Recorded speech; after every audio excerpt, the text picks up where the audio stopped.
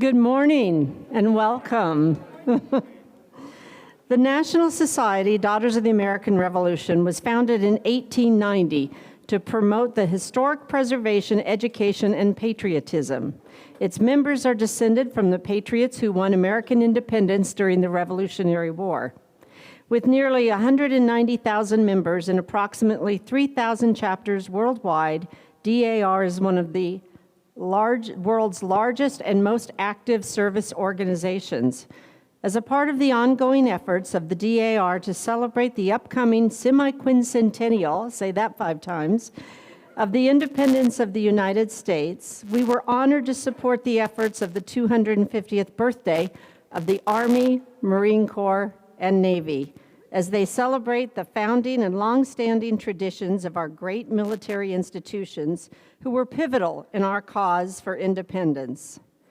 DAR also supports Red Friday, and I have to just mention that I have done an informal survey of DAR across the country, and I have found none that are as large and continuously supported as this group in Mesa.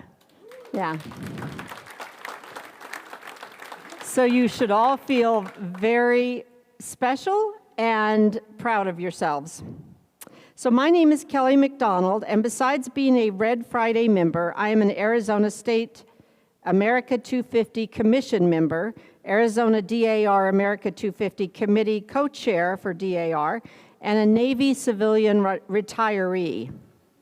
And I can say that after spending 35 years in service to the Navy as a civilian and now as a retiree, having met my husband while working for the Navy, many of you know Barry, and raising my kids just outside a Navy base, I owe my entire life to the Navy. But you can be assured I have a profound admiration for all the services. But before I retired, my last position was working on the F-35 Joint Strike Fighter aircraft as an international specialist. The F-35 is probably the most advanced, and some would say the most amazing aircraft ever made, with 3 services, the Navy, Air Force, and Marine Corps, and over 11 countries who are flying it. My role as an international specialist was to work on agreements and meetings we would have with our international partners. And although my role was very small and a very small part of a very huge organization and activity, I noticed there were big differences with the objectives and concerns between the services and our international partners. As an example, as amazing as the F-35 aircraft was, the Navy had only one real question or concern, and that was, can it land on a ship? Which, because of the amount of space on a runway and the surface of the runway, it's a very complex thing to do, so that's all they ever wanted to know. The Marine Corps had a different perspective. They only had one concern, and that was, can it land in the dirt? Maybe not literally, but since they often deploy in all conditions, they wanted to make sure it would be not be a hangar queen and be able to take on the environments they experienced. The foreign partner countries had only one concern, and that is it the same aircraft as the U.S.? Wanting to be able to conduct joint missions and exercises without a hitch, they wanted to make sure it would operate the same. Lastly, the Air Force had only one concern. How many cup holders does it have?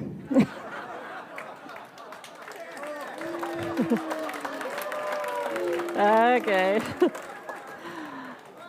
All right, now I'd like to introduce our MC for this morning. We all know Command Sergeant Major Dick Nations. He is always up here taking the lead and introducing others to this group. This time, I get the honor to introduce him and read you his bio. I'm pleased to introduce our Master of Ceremonies for this morning's program, Command Sergeant Major Dick Nations, U.S. Army retired. Sergeant Major Nations proudly served our nation for 26 years in both Army active duty and the Texas Army National Guard combat arms. His training and military specializations include heavy weapons infantryman, Headquarters, Company 1st Battalion, 41st Infantry Regiment, 2nd Armored Division. Parachutist, Army Special Services Parachutist and Jump Master, Fort Hood Parachute Team. Armor Crewman, Armor Platoon Sergeant and Armor First Sergeant, Bravo and Delta Companies, 1st Battalion, 112th Armor Regiment, 49th Armored Division. Cavalry First Sergeant, Headquarters and Headquarters Company, 3rd Squadron, 163rd Armored Cavalry Regiment, 49th Armored Division. And Battalion Command Sergeant Major, 1st and 6th Battalions, 112th Armor Regiment, 49th Armored Division. He is a graduate of the U.S. Army's Basic NCO Academy, Advanced NCO Academy, NCO Academy, and First Sergeant Academy. Additionally, the Sergeant Major earned a Bachelor of Science degree in Agricultural Education from Texas A&M University, Commerce, which makes him a true Texas Aggie. He is the recipient of the Legion of Merit Medal, the Meritorious Service Medal with Oak Leaf Cluster, and the Texas Distinguished Service Medal and the Texas Meritorious Service Medal with Oak Leaf Cluster, among numerous other awards and citations. The Sergeant Major is a strong advocate for our armed forces and veteran community and is an active participant and coordinator for this East Valley Red Friday Patriots group. I might also add that he is quite active in assisting veterans within our community with documenting their military history and service experiences for posterity. He also gladly assists surviving spouses of deceased veterans in applying for benefits that they might rightfully be eligible for. So please join me in welcoming our Master of Ceremonies, Command Sergeant Major, retired, Dick Nations.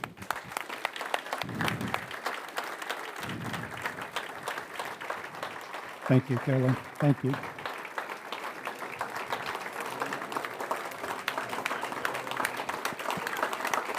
Thank you. Thank you, thank you, thank you.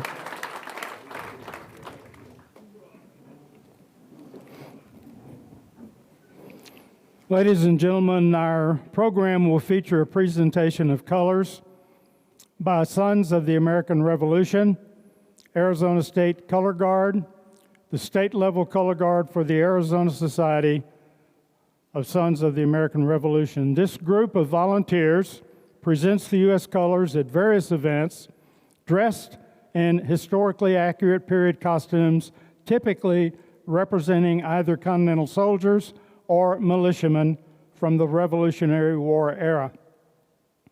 The Color Guard's purpose is to represent the Arizona Society of the Sons of the American Revolution by promoting patriotism, history, and community service. Of note is that any male 18 years of age or older who can prove lineal descent from a patriot of the American Revolution is eligible to join the Sons of the American Revolution and subsequently the Color Guard. Unfortunately, not all members of the Color Guard will be able to remain at our event following the posting of colors. Therefore, I wish to introduce these extraordinary patriots and welcome them to this morning's celebration. Please turn your attention to the back of the room. Representing the State SAR Color Guard are George White, Don Diedrich, Mark Seifert, and Stu Morse, the State Color Guard Commander. Gentlemen, welcome, and please, ladies and gentlemen, give these patriots a strong welcome.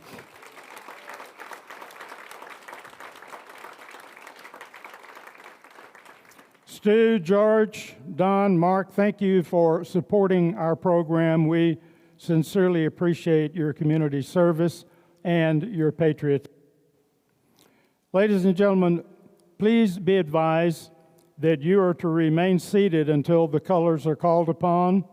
Once called, you will be asked to rise. Turn and face the center aisle and come to attention. As the colors approach your immediate proximity, remove your headgear, place your right hand over your heart. Veterans are authorized to retain their headgear and salute as the colors pass. When the colors have passed your immediate proximity, order arms, remain at attention, and face the U.S. flag. Once the colors are posted, the commander will direct, present arms, place your right hand over your heart until order arms is announced.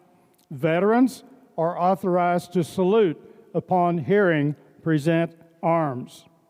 After posting, please remain at attention. The color guard will make an orderly exit, and we will recite the pledge. I would ask that those of you on this center row, when you do stand, please ensure that your chairs are up against the table and do not obstruct the guard. Color guard. Attention. Ladies and gentlemen, please rise for the posting of colors. Remain standing for the Pledge of Allegiance. Color guard, advance.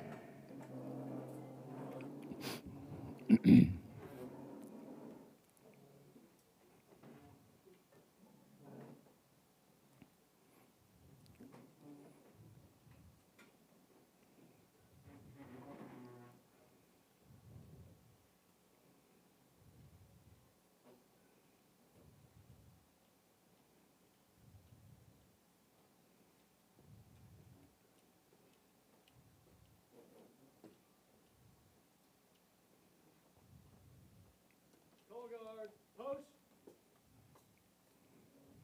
About face. Present arms.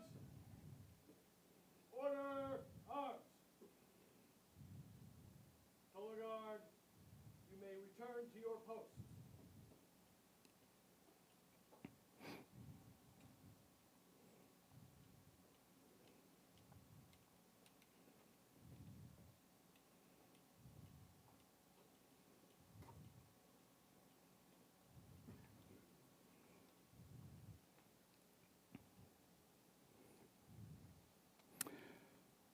Please join me in the pledge.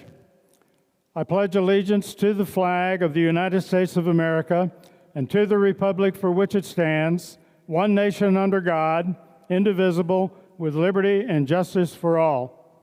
Thank you. You may be seated. I'd like to ask that if you are a first-time guest of our Red Friday Assembly, please stand up. First-time guests.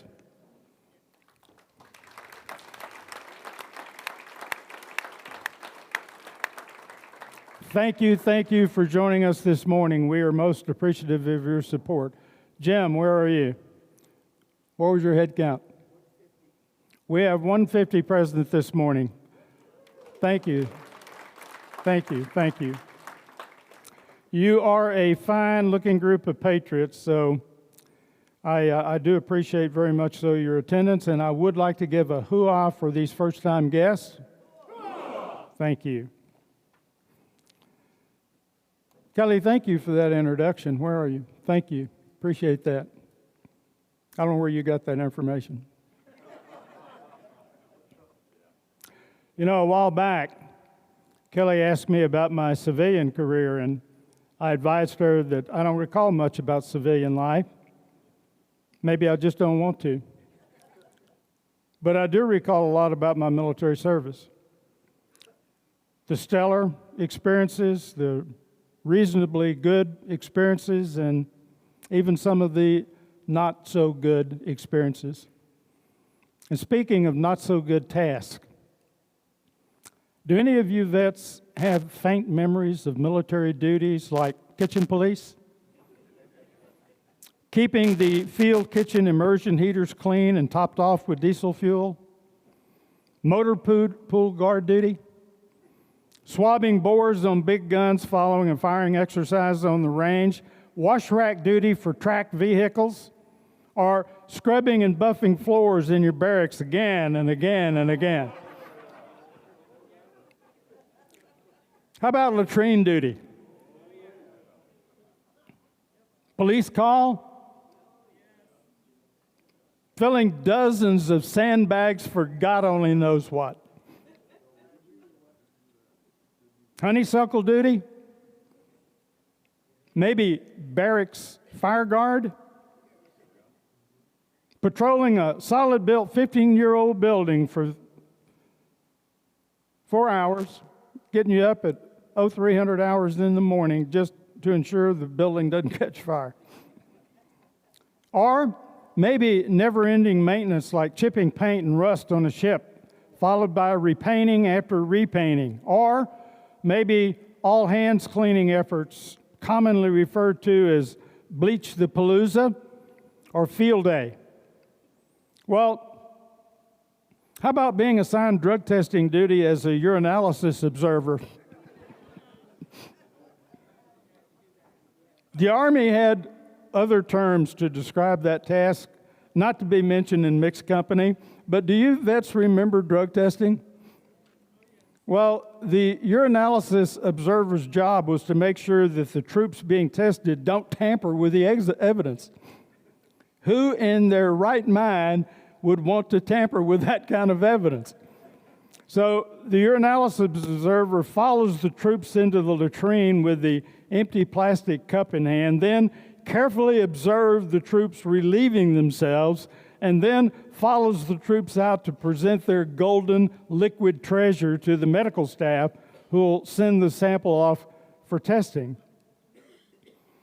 I mean, none of us signed up to stand watching a latrine right next to a urinal and carefully observe a couple of dozen soldiers that were ordered to relieve themselves in a plastic cup. There is no MOS for that job.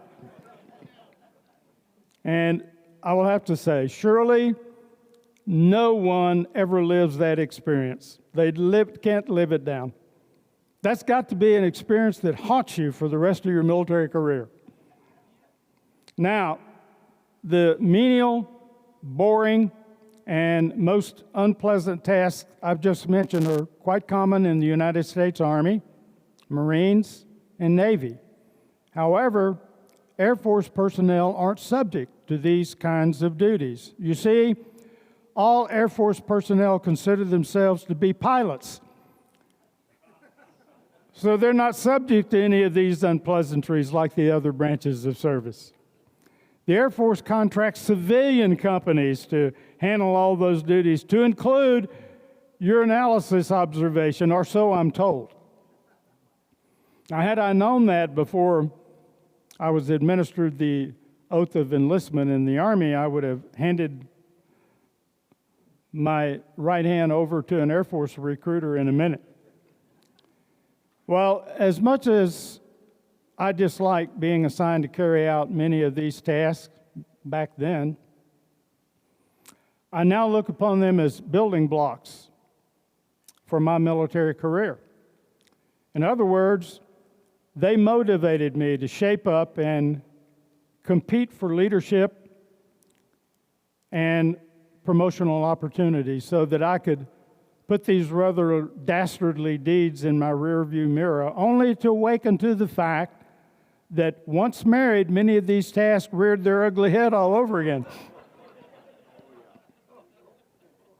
Kitchen police, latrine duty, police call, home security, you know the drill. I guess one never escapes from many of those unpleasantries you thought were closeted when you hung that uniform away. Speaking of the oath of enlistment, do you vets remember exactly what you committed to with that oath? Allow me to read that revered document to you once more. I, Richard L. Nations, do solemnly swear that I will support and defend the Constitution of the United States against all enemies, foreign and domestic, that I will bear true faith and allegiance to the same, and that I will obey the orders of the President of the United States and the orders of the officers appointed over me according to regulations and the Uniform Code of Military Justice, so help me God. Remember that? I will support and defend the Constitution of the United States. I ask, how long has it been since you read the Constitution of the United States? That cherished document we swore to defend as soldiers, Marines, sailors, airmen, space guardians, Coast Guardsmen. Or for many of us, that may have been too long ago. You will find at your place setting a small pocket copy of that particular document. That at some time in your life you swore to defend. They are gifted to you courtesy of Dick Broadcorp. Dick, where are you? Sitting right here. Thank you. So please, take that document home and at your earliest convenience, read it. Remind yourself of exactly what you obligated yourself to defend and the value of your service to this great constitutional federal republic we proudly call America. Ladies and gentlemen, I'm quite privileged to introduce our guest speaker for today's program, Pinal County Sheriff Ross Teeple.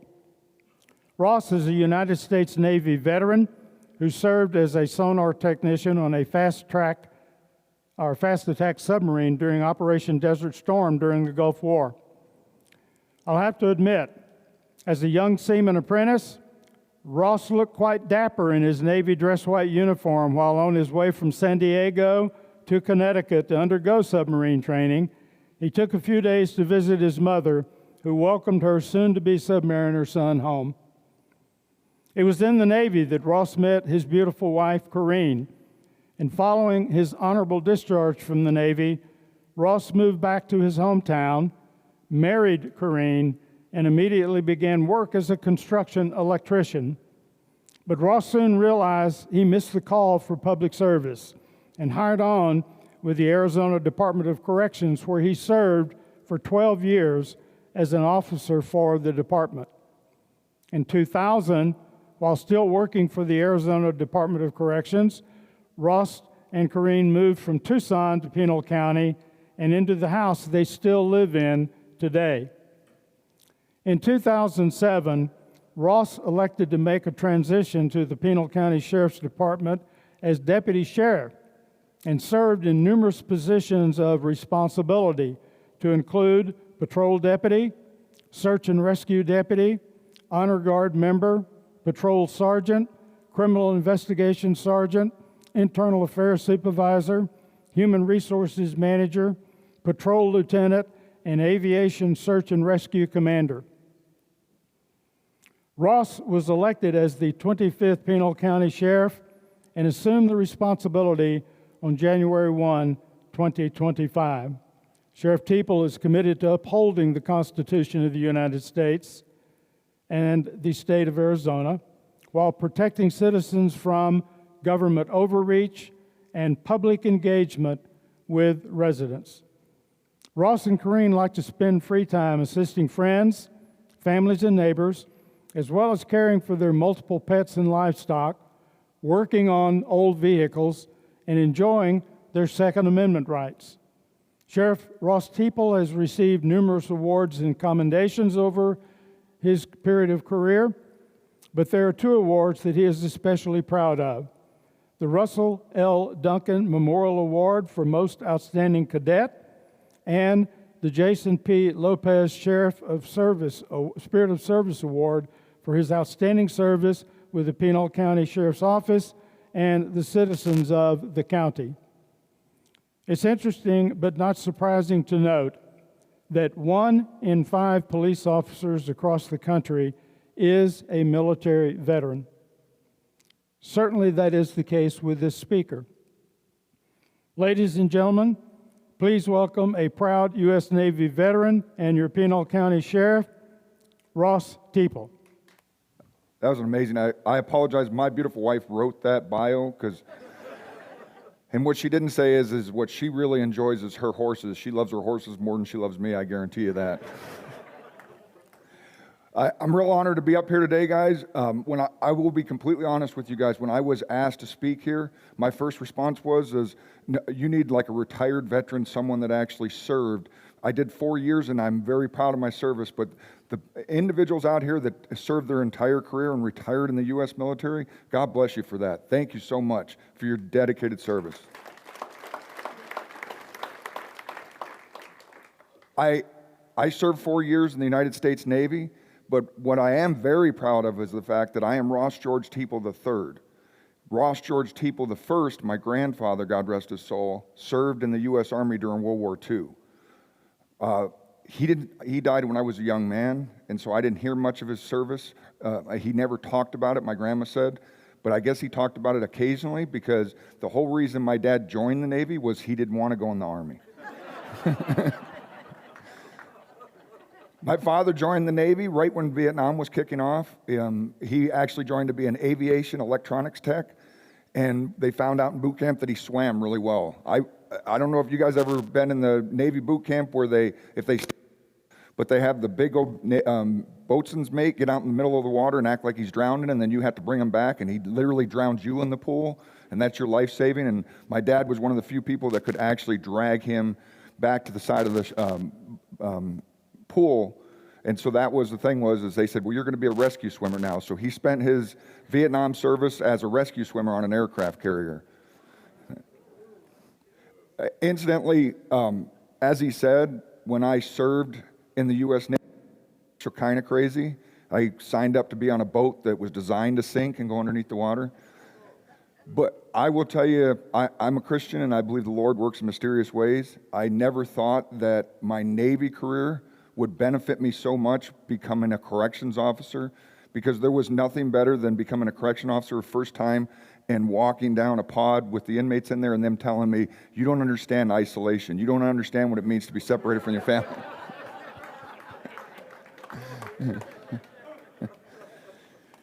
So I do have a little speech prepared tonight, and I am over the age of 55, so I do need my cheaters. I should have printed this up better. I like to give, I am what I call an Arizona native, but I'm also a police officer, so I have to be honest with you guys. Except for my naval career, I've pretty much lived in Arizona my entire life. My family moved out to Arizona in 1968. My sister was born in Tucson Medical Center in Tucson. 14 months later, my mom was 8 months pregnant, and she went back to Michigan in a 55 Chevy Nomad to deal with her aunt passing away. While she was back there, she found out that she was 9 months pregnant. So I was born in a doctor's office in Mankato, Michigan, and I've never lived in Michigan in my life. So I do consider myself an Arizona native, and when I grew up in Arizona, in Tucson, Arizona, they had Arizona history that they would teach you, and you learn interesting tidbits about history, and it made me a real fan of history. Like, if you guys don't know, the chimichanga was invented in Tucson, Arizona. It was actually a grandmother. She was babysitting her kids while she was running the restaurant. She accidentally dropped a burrito into the deep fryer, and she didn't want to cuss at her kids, so she said, "Ay, chimichanga." That was her grandma cuss word, and when they pulled it out, they tried it, and that's how the chimichanga came about. But another part of history is when I went into boot camp, and they asked me why I wanted to join. Why would an Arizona native, lived his desert in his entire life, why would he join the U.S. Navy? Well, I really joined the U.S. Navy because of the stories my dad told me. And I had a rare, what I call a unicorn. I had an honest Navy recruiter. Everything my recruiter told me when I went into the service was absolutely true. He asked me if I was claustrophobic. I said, absolutely not. He says, you better make sure. They tested my hearing so I could be a sonar tech, and he said, you need to be a sonar tech on a fast attack submarine, because if you're on a fast attack submarine, you get paid sea duty all 365 days, because we go out to sea so much. But then sonar techs, they needed them so bad that they were paying a $4,000 enlistment bonus. And in 1989, that was a lot of money. So that's why I joined the U.S. Navy, was for those reasons. But what I told my company commander, because I was stupid and young, was I told him that the reason I joined the U.S. Navy was because Arizona is the only state that actually had a Navy. And I will explain that in my speech. As your sheriff, I've been asked to speak this morning about the proud history of the United States Navy, Army, and of course, the few, the proud, the Marines. Now, but I'm also going to talk about the most elite naval fighting force ever to patrol a desert river, the one and only Arizona Navy. The United States Army, from ragtag to remarkable. The United States Army was born on June 14, 1775, a year before the Declaration of Independence. Back then it was called the Continental Army. It was made up of farmers, blacksmiths, shopkeepers who swapped plowshares for muskets to take on the British Empire. They didn't have uniforms, steady pay, or even decent shoes. One enemy soldier joked that you could track Washington men through the snow by the blood from their bare feet. But with sheer determination and a few miracle victories like Trenton and Yorktown, they pulled off the impossible and secured our nation's freedom. After the Revolution, the Army didn't just fade away, it evolved and it stood firm in 1812, fought brother against brother in the Civil War, charged up San Juan Hill in 1898, and turned the tide at Normandy, Bastogne, and Berlin in World War II. The Army also laid the way in technology from, as she spoke earlier, pioneering aircraft, reconnaissance in World War I, to managing the Manhattan Project, which of course changed warfare forever. Since 1945, the U.S. Army has stood guard through Korea, Vietnam, Desert Storm, Iraq and Afghanistan, and Grenada, always ready to protect our few and help others secure theirs. Today, the Army's motto is, of course, "This will defend." Still rings true today. It reminds us that defending this nation isn't just a call of duty, it's a calling. And here's a fun fact. The Army is also the largest employer of musicians in the world. That's right, if you can't march in formation, maybe you can still play in the band. Now, I want to talk about the U.S. Navy, established just a few months after the Army in October of 1775. The Continental Navy began with a few converted merchant ships and the dream of challenging the most powerful navy in the world. Our sailors fought hard in the Revolution and later made their name in the War of 1812, when ships like the USS Constitution or owned Ironsides took the British fleet and came out on top. Today, the Navy sails everything from nuclear-powered aircraft carriers to, of course, submarines that could circle the globe without surfacing once. And whenever the flag flies, the Navy is there, projecting power, delivering aid, and reminding the world that peace through strength still matters. Now, the second youngest, third now with the Space Force, the third youngest military is, of course, the United States Marine. They were developed in November of 1775. What more can you say than the few, the proud, the Marines to this day? Semper Fi. God bless you for your service. And now, folks, what I was really talking about. We're the 250th anniversary of the three branches. We're the 150th anniversary of Pinal County. If you didn't know, we're actually in Maricopa now. If you cross the street, you'd be in Pinal County. But in 1874, you would still be in Maricopa County. Pinal County was formed from parts of Maricopa County and parts of Pima County. They decided that the counties were too big to transverse on horseback, so that's why they created Pinal County, and that's why our lines are so weird, because they literally measured the lines on how far a horse could ride during the day. Now, I bet you're thinking, Sheriff, what does Arizona have to do with the Navy? Well, let me tell you, we may be landlocked, but in 1934, we had ourselves a maritime moment that would make even the toughest sailor tip his hat. That year, Governor Benjamin Moore found himself in a standoff with California over the Parker Dam, a project to control the Colorado River. They think peace in the Middle East is hard. That was 1934, and we're in 2025, and we're still fighting California for water rights.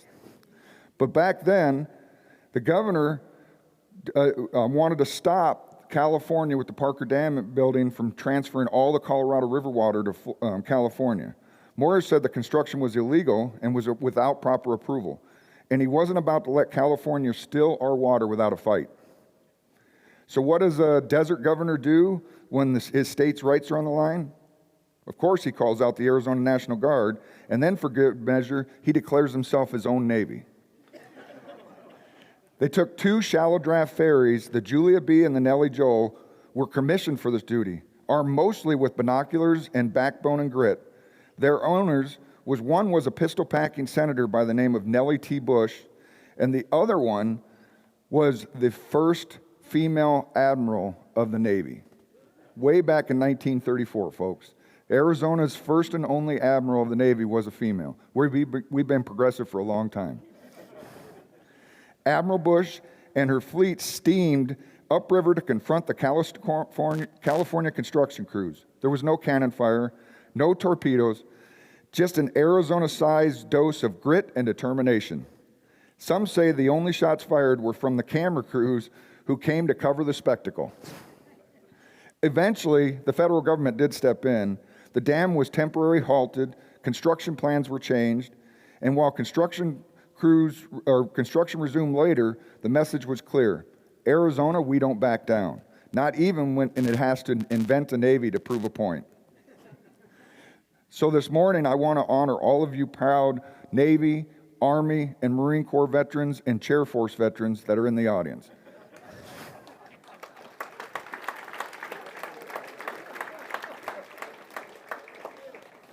Thank you very much.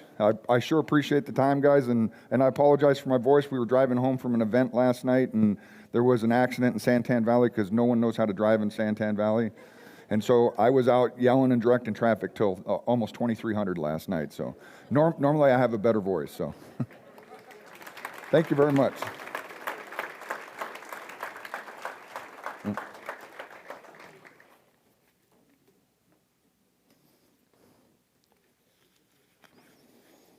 I would have to thank Barry. Barry? I would have to think that due to the confinement that you had over those long tours, sea tours, you should be a very good mentor and counselor for anyone incarcerated that does have claustrophobia, right? Yes, sir. Mentored several people. Sheriff, I want to take this opportunity to present and welcome you to the Order of the R.E.D. with this certificate of appreciation. We hereby recognize and commend Pinal County Sheriff Ross Teeple for his honorable military service, community and veteran support initiatives, and support of the East Valley Red Friday Patriots. Thank you. Thank you, sir. Thank you.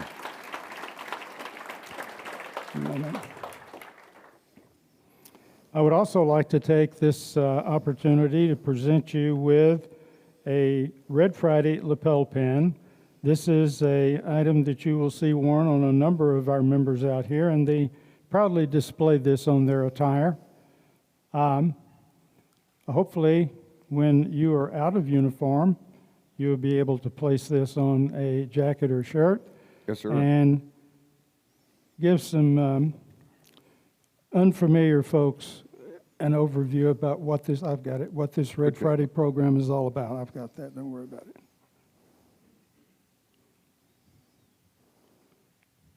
There you go. And also, I would like, that's the first time I've ever had a sheriff on his knees in front of me. I had to do something for the pen. Good job, one of them. Do that again. Did you guys get that on camera? I'm going to drop this again. We also want to take this opportunity to present you with the United States Navy 250th celebration pin, and I'm sure that this is something that you will want to put in with your Navy attire. Yes, sir.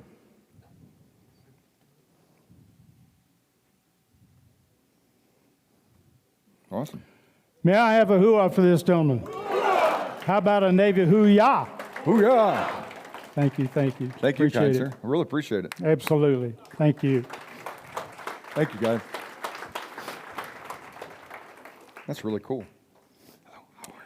I want to take this opportunity to recognize 3 branches of service that, without their unique expertise, commitment to the defense of our country, and historically unparalleled service in air, space, and on both coastal and inland waters, there would, without question, be a serious void in thwarting countless threats to our nation and to our freedom.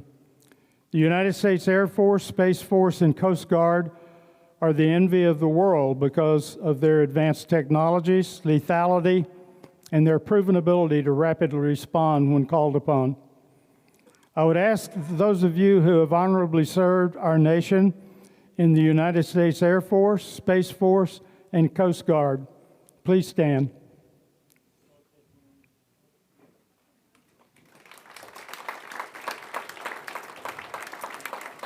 May I have a hoo-ah for these fine vets? A sincere thanks to each of you for your honorable service. Today, your East Valley Red Friday Patriots have joined with the Apache Trail Chapter National Society, Daughters of the American Revolution, to sponsor a celebration of the 250th birthday of the three founding branches of the United States Armed Forces: Army, Marines, and Navy. America launched the 250th celebration earlier this year, recognizing this historical milestone in military history. And Americans have every justification to be extraordinarily proud of the accomplishments of these three branches. Their feats are legendary. And in order of precedence, we will share commentary from Armed Forces officials and take a brief look into each branch's current capabilities, followed by a branch of service birthday cake cutting ceremony. Now, let me explain that it is customary for a military cake cutting ceremony to have represented the oldest service member joined by the youngest service member within a unit to cut the ceremonial cake. That is long tradition. However, for this Red Friday ceremony, that proves to be most difficult because none of you folks want to admit to your age. And I guess it's a vanity thing. It's further complicated by the fact that many of you wear caps and I can't see how much hair you have left on your head. And sometimes hair loss is a reasonably accurate indicator of age, as you may have noted with me. Therefore, I have taken it upon myself to sway somewhat from tradition and randomly select participants for the cake cutting ceremonies. God forgive me. But this is one of those improvise, adapt, and overcome moments, if you get my drift. So let us launch the celebration by recognizing the United States Army, the first branch founded by the Continental Congress on June 14, 1775.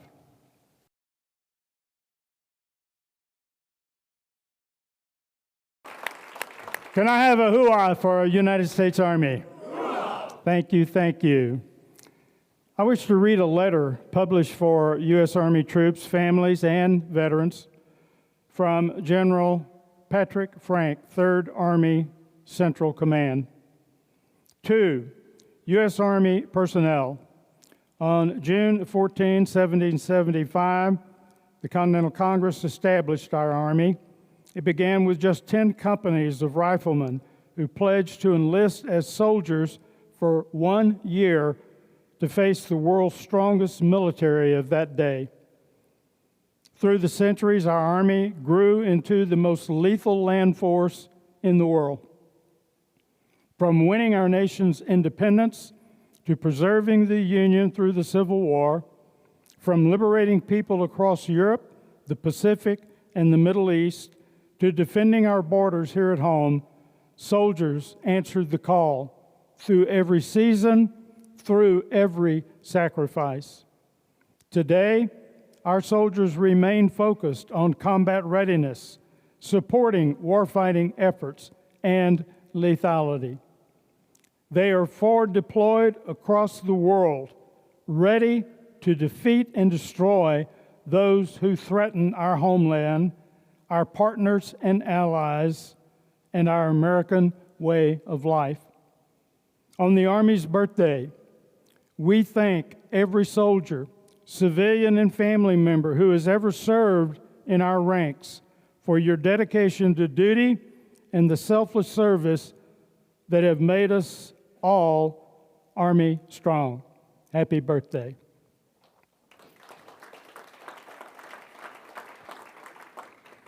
Thank you, General Frank, for your inspiration.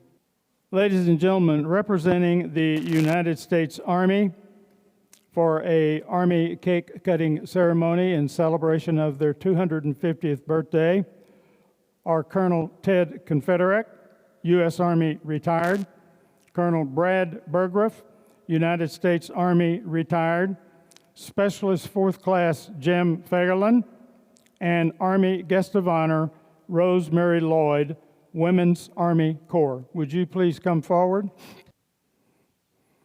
Ladies and gentlemen, representing the United States Army are 4 Army veterans. The United States Army's cake cutting ceremony is a long-standing tradition that celebrates the Army birthday and its history, where the older and younger soldiers cut this celebratory cake together. The ceremony is performed with an Army ceremonial saber, in this case, a Model 1840 non-commissioned officer sword adopted by the United States Army in 1840 and used in battle through World War I. The saber symbolizes the warrior spirit and the connection between the past and the future of the Army. The tradition honors the sacrifices of soldiers and reinforces the continuity of service, with the oldest soldiers representing experience and the youngest representing the future. Colonel Confederate and Specialist Fagerlin, please secure the saber.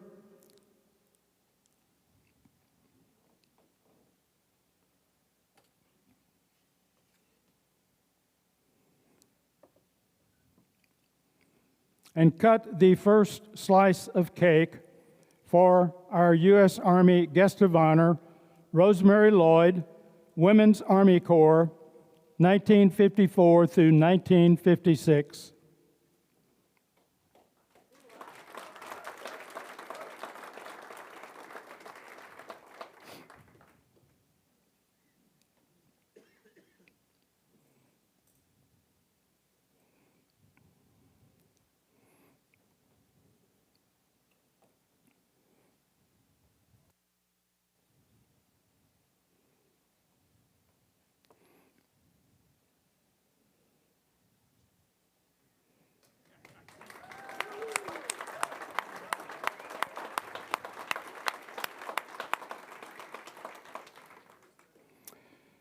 Colonel Confederate and Specialist Fagerlin, please cut the second slice of cake for our senior soldier, Colonel Burgriff.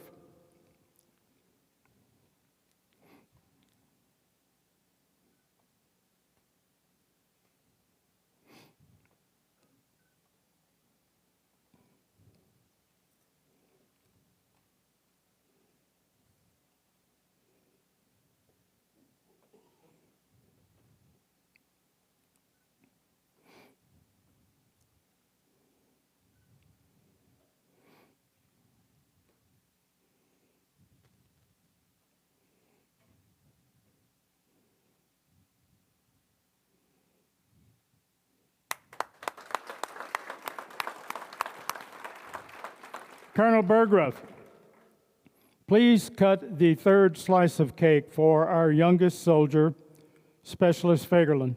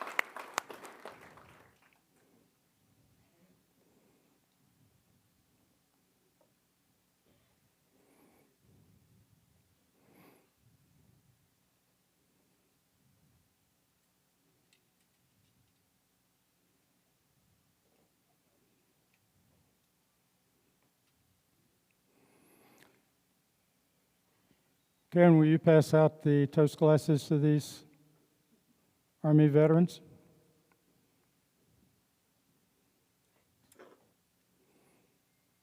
Ladies and gentlemen, please raise your glasses in a toast to our United States Army in recognition of their 250 years of service to our nation, to soldiers past, soldiers present, and soldiers future. Happy birthday, United States Army. Hooah! Now, let us continue the celebration by recognizing the United States Marine Corps, the second most tenured branch without a break in service, founded by the Continental Congress on November 10, 1775.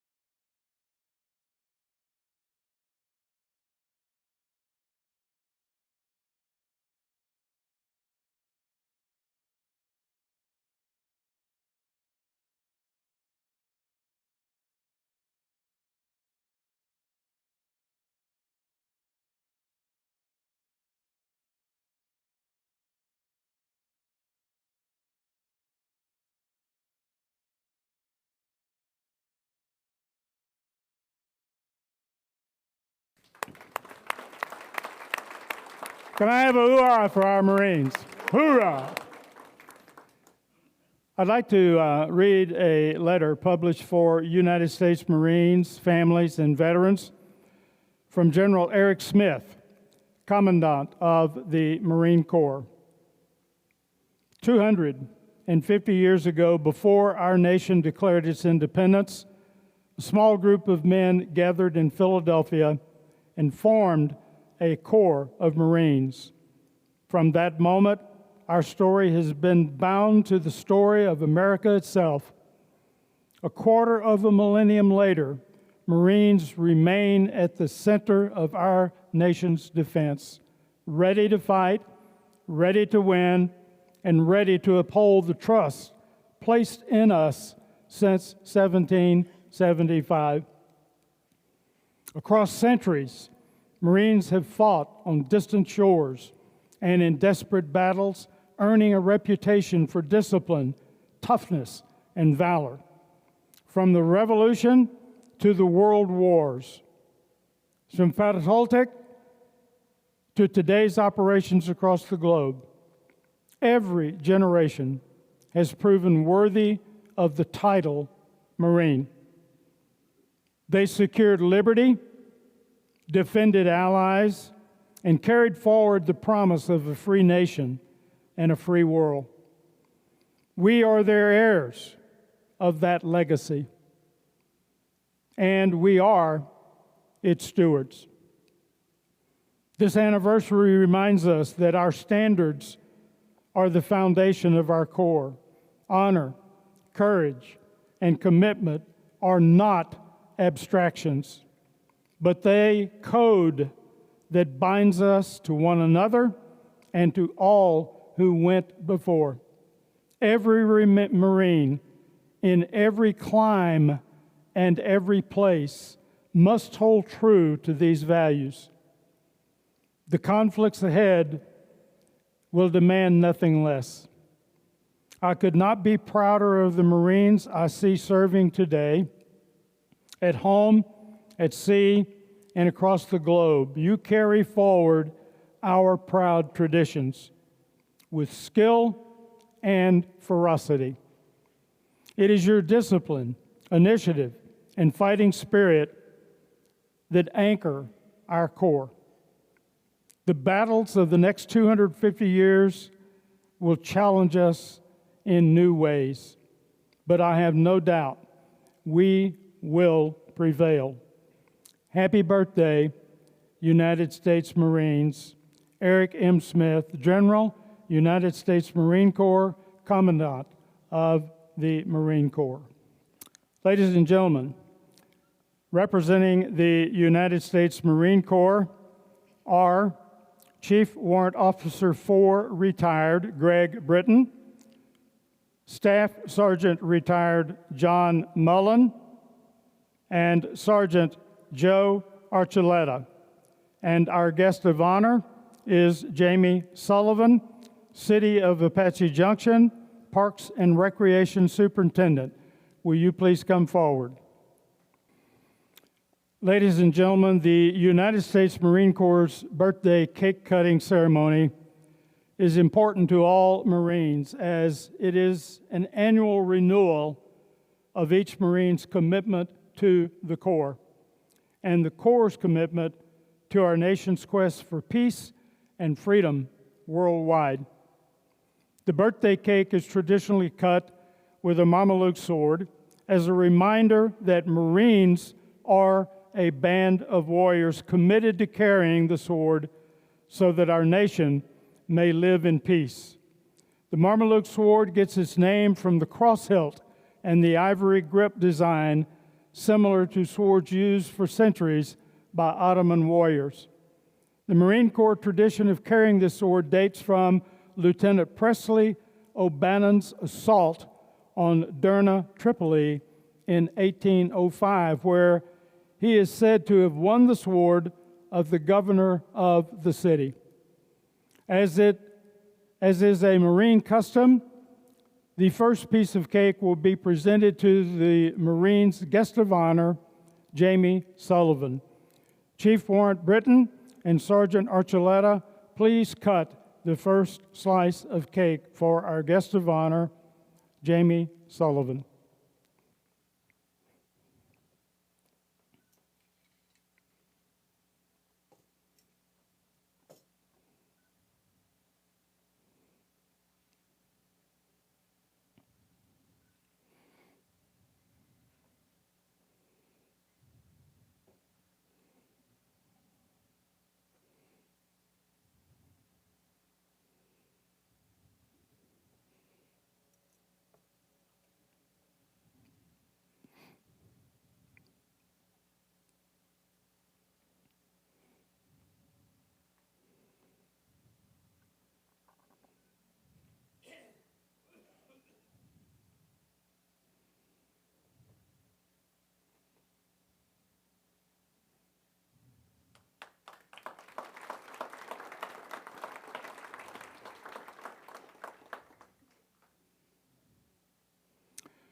By tradition, the second piece of cake is presented to the oldest Marine present.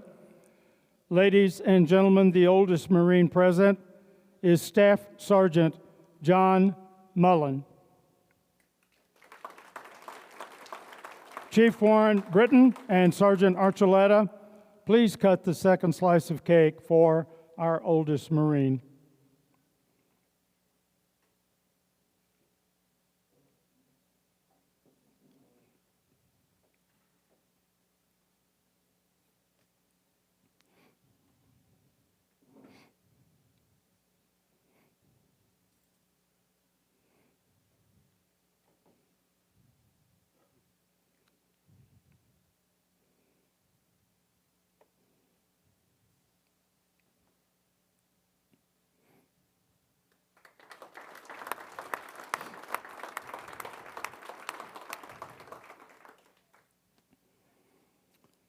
The third piece of cake is presented to the youngest Marine present.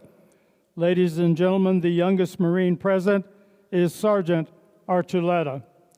Chief Warrant Britton and Staff Mullen, please cut the third piece of cake for our youngest Marine.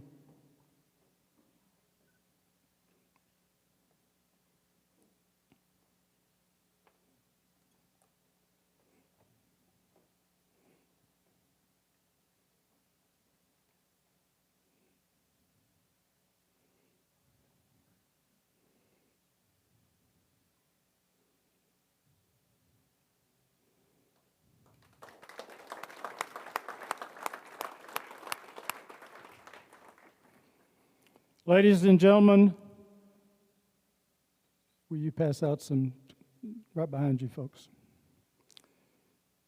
Please raise your glasses in a toast to our United States Marine Corps in recognition of their 250 years of service to our nation, to Marines past, Marines present, and Marines future.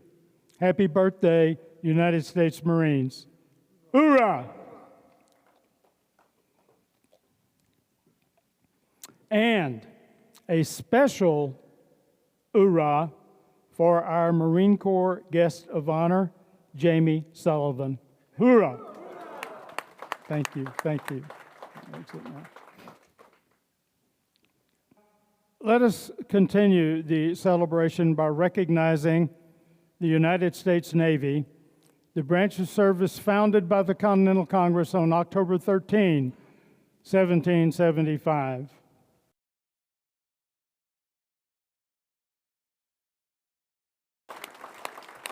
Can I have a hooyah for our Navy? I wish to read a letter published for U.S. Navy sailors, families, and veterans from Admiral Darrell Caudell, Chief of Naval Operations.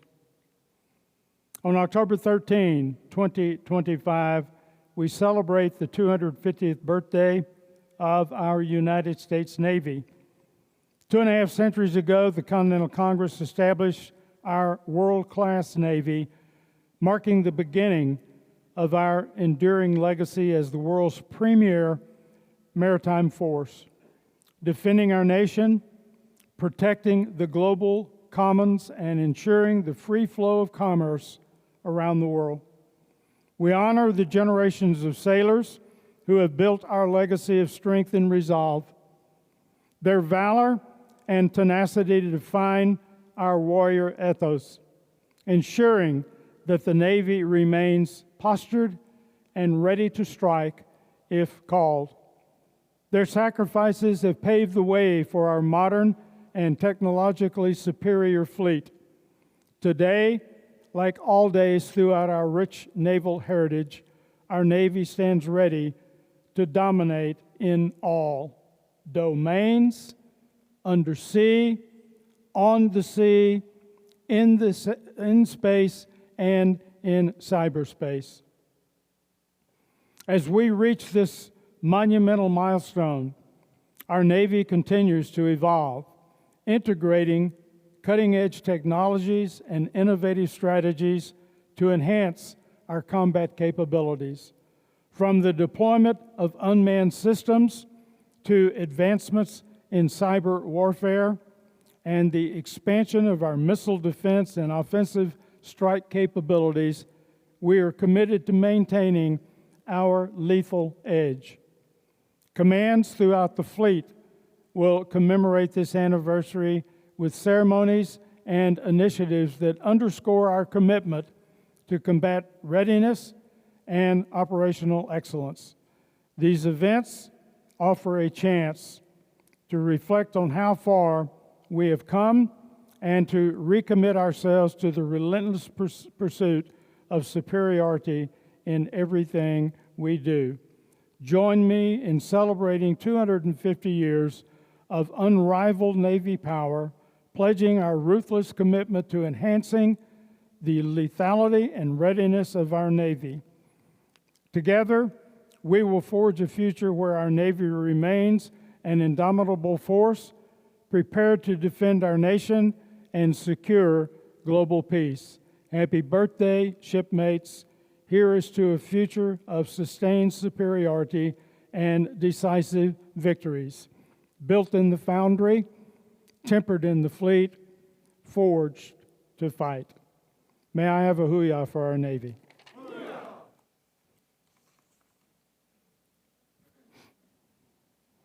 Ladies and gentlemen, representing the United States Navy are Senior Chief Gunner's Mate Mark Searcy, United States Navy retired.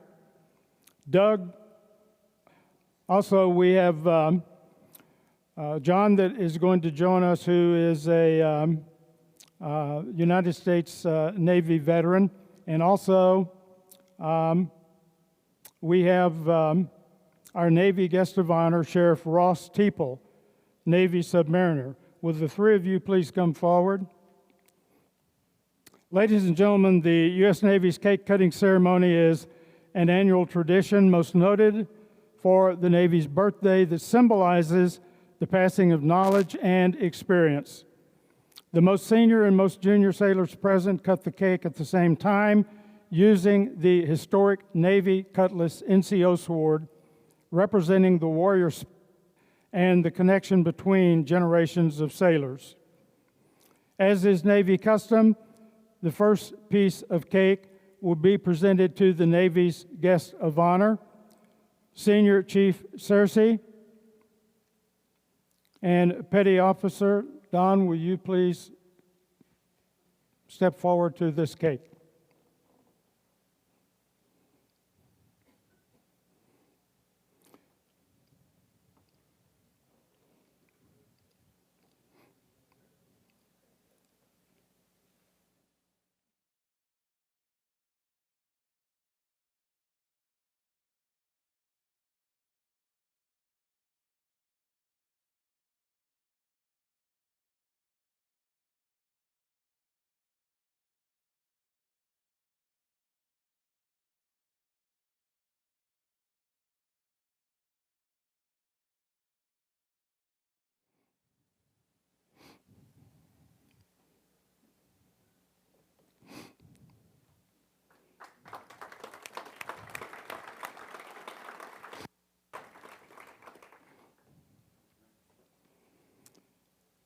By tradition, the second piece of cake is presented to the most senior sailor present.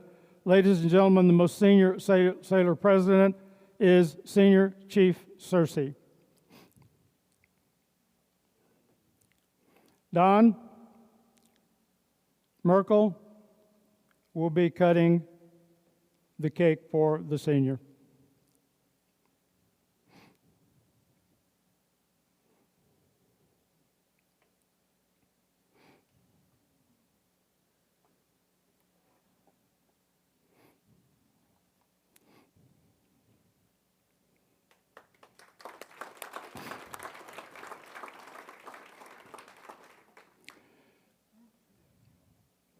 Ladies and gentlemen, the third piece of cake is presented to the youngest sailor present. Ladies and gentlemen, the youngest sailor present is Petty Officer Third Class John Merkel. Senior Searcy, please cut the third piece of cake for our youngest sailor.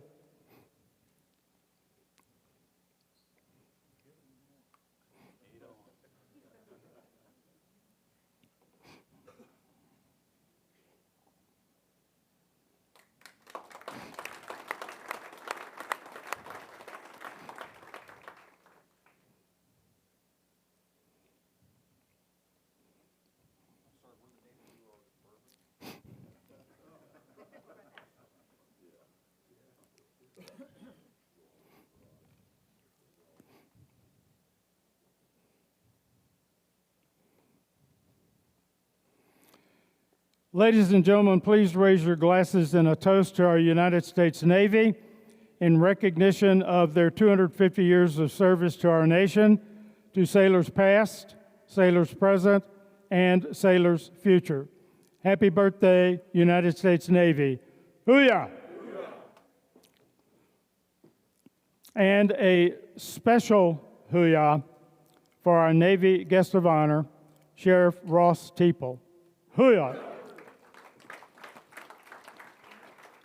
Thank you, thank you. Once again, I would like to ask that all veterans of the United States Armed Forces please stand. U.S. Army, Marines, Navy, Air Force, Coast Guard. Let's take a look here, guys. Look around you.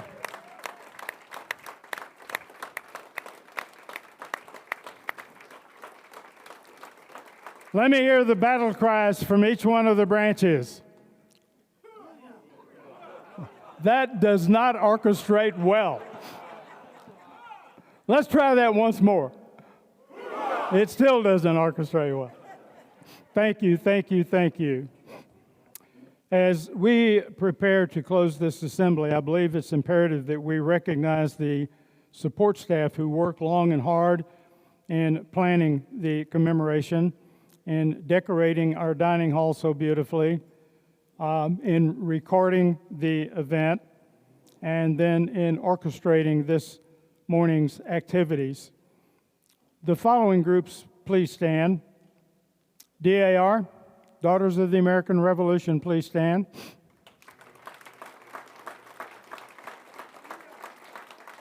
Sons of the American Revolution, please stand.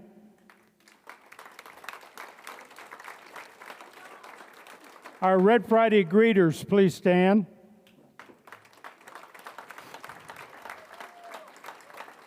Our Red Friday coordinators, please stand.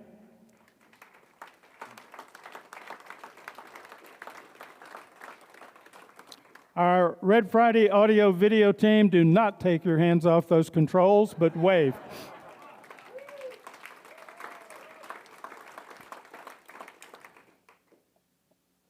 And certainly all of the others who have been a part of this, this ceremony. We are tremendously supportive.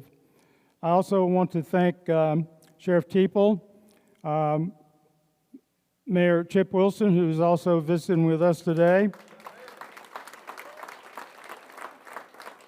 And I also want to thank Jamie Sullivan and Jared Graham of the Apache Junction Parks and Recreation Department.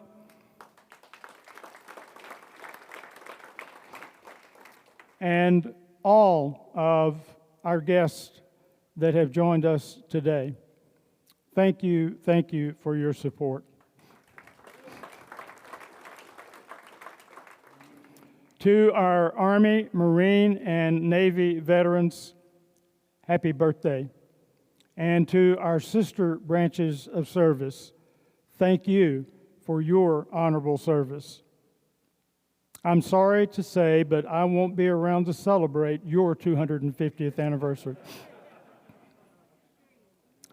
I would like to announce and remind you that our Apache Junction Parks and Recreation team will be in the lobby to take photos after we dismiss. So if you would like for them to take a photo either on your phone or they'll take a photo on their phone and send it to us and we'll transmit it to you, do so while you're here. This is a special occasion.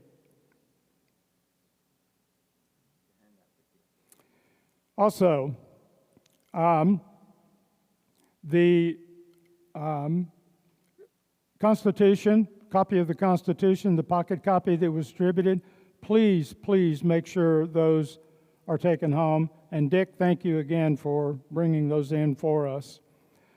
Thank you for supporting our mission of Red Friday. Enjoy your weekend. Look forward to seeing you back here next week.